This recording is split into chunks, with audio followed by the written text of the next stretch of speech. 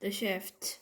When I went back to school the next day, the first thing I noticed was there was a big shift in the way things were. A monumental shift, a seismic shift, maybe even a cosmic shift. Whatever you want to call it, it was a big shift. Everyone, not just in our grade, but every grade, had heard about what had happened to us with the seventh graders, so suddenly I wasn't known for what I'd always been known for, but for this other thing that had happened. And the story of what happened had gotten bigger and bigger each time it was told.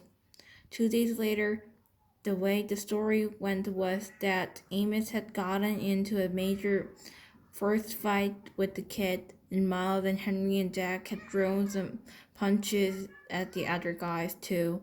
And escape across the field became the whole long adventure through a cornfield maze and into deep dark woods. Jack's version of the story was probably the best because he's so funny. But in the whatever version of the story, and no matter who was telling it, two things always stayed the same. I got picked on because of my face, and Jack defended me. And those guys, Amos, Henry, and Miles, protected me. And now that they'd protected me, I was different to them. It was like I was one of them. They all called me little dude now, even the dogs. These big dudes I barely even knew before would knuckle punch me in the hallways now. Another thing to come out of it was that Amos became super popular than Julian because he missed the whole thing, was really out of the loop.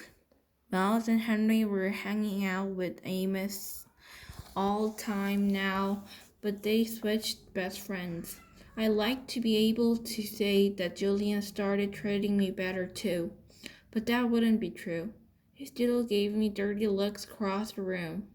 He still never talked to me or Jack, but he was only one who was like that now. And me and Jack, we couldn't care less.